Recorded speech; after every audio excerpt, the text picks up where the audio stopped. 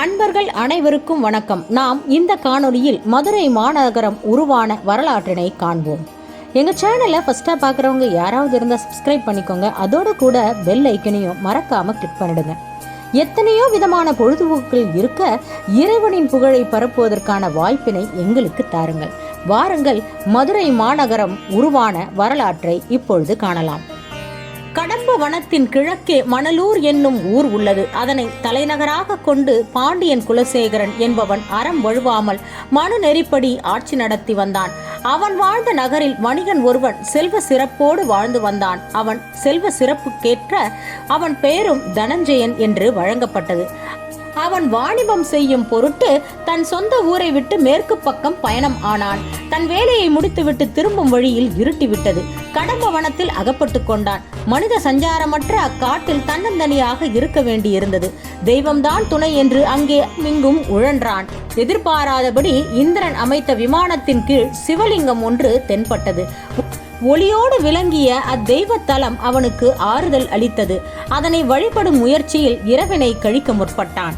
நள்ளிரவில் கல்வர்கள் வரும் நேரத்தில் புதியவர்கள் யாரோ அங்கு வந்து கூடுவதை பார்த்தான். அவர்கள் மானுடர்கள் அல்ல, தேவர்கள் என்பதை அறிந்தான். அவர்கள் பூஜைக்கு வேண்டிய மலர்களோடும் மனம் நிறைந்த பொருள்களோடும் வந்து 4 வேளையும் பூஜை செய்வதை பார்த்தான்.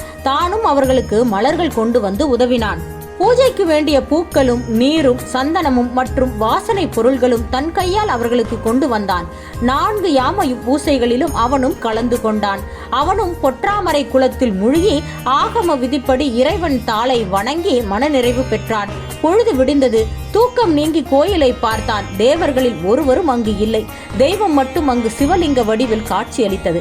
மனித சஞ்சாரமற்ற அக்கோயிலுக்கு தேவர்கள் வந்து வழிபாடு செய்வதும் போவதும் அவனுக்கு வியப்பை தந்தது.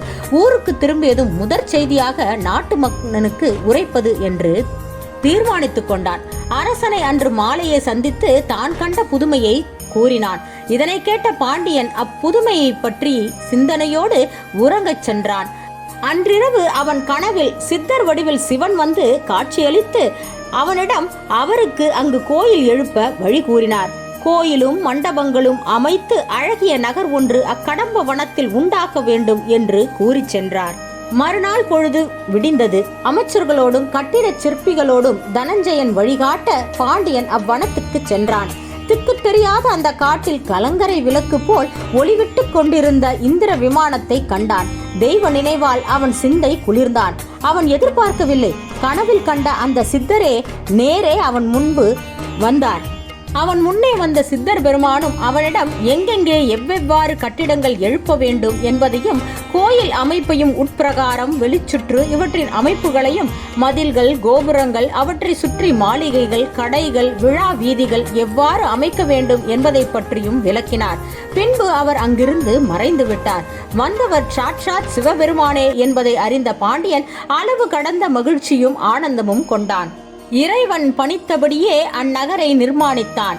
வேதங்கள் பயிலும் பதும மண்டபமும் அர்த்த மண்டபமும் இசை பயிலும் நாத மண்டபமும் பறை பயிலும் நிறுத்த மண்டபமும் விழாக்கோல் மணி மண்டபமும் வேள்வி சாலைகளும் மடைப்ப அமைய திருக்கோயிலை கட்டுவித்தான். அதனை அடுத்து வலப்பக்கம் மீனாட்சி அம்மைக்கு திருக்கோயிலை எழுப்பி அதனையும் அவ்வாறே கட்டி முடித்தான். இவ்விரண்டையும் சுற்றி மேகம் தவழும் வான் மதில்களையும் விண்ணை அலாவும் கோபுரங்களையும் எழுப்புவித்தான்.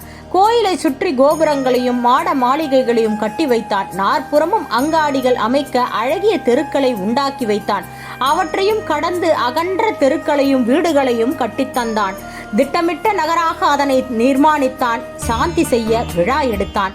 இறைவனே அந்நகருக்கு இனிமையும் நன்மையும் அழகும் உண்டாக்க தன் சடைமுடியில் இருந்து எழுந்த கங்கை நீரில் சந்திரனில் தோன்றிய குளிர்ந்த அமுதத்தை தெளித்து அதனை அந்நகர் முழுவதும் பரவச் செய்தார். மதுரம் பெருகியது. அதனால் அந்நகருக்கு மதுரை என்னும் புது பெயரும் மருவியது. அக்கோயில் புனரமைப்பு பெற்று 8 திக்கும் அதன் பெருமை பரவ மக்கள் வந்து குழுமி வழிபட்டு பயன்பெற்றனர். பாண்டியனும் அக்கோயிலுக்கு தவறாமல் சென்று வழிபட்டு நற்பயன் அடைந்தான். மலையத்துவசன் என்னும் பெயருடைய மகனை பெற்று ஆட்சிக்கு உரியவனாக அவனை அரசால வைத்து எந்தவித குறைவும் இல்லாமல் ஆண்டு வந்தான். பல ஆண்டு வாழ்ந்து இயற்கை தரும் மூப்பை தாங்க முடியாமல் இறைவன் திருவடி நிழலை அடைந்தான். இறந்த பின் சொர்க்க நிலை அடைந்தான். மதுரை மாநகரின் வளர்ச்சிக்கு குலசேகர பாண்டியனின் பங்கு இன்றியமையாதது. எவரும் வியக்க கோயிற் பணிகள் செய்தும் வான்புகழ் பெற்று சொர்க்கத்தை அடைந்தான் மன்னன்.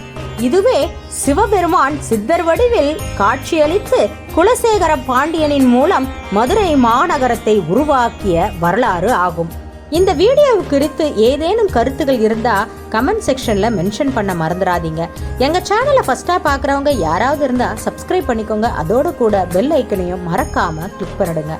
அடுத்த ஒரு திவ்ய வரலாற்றில் உங்களை சந்திக்கிறேன். அதுவரை உங்களிடமிருந்து விடைபெறுகிறேன். நன்றி, வணக்கம்.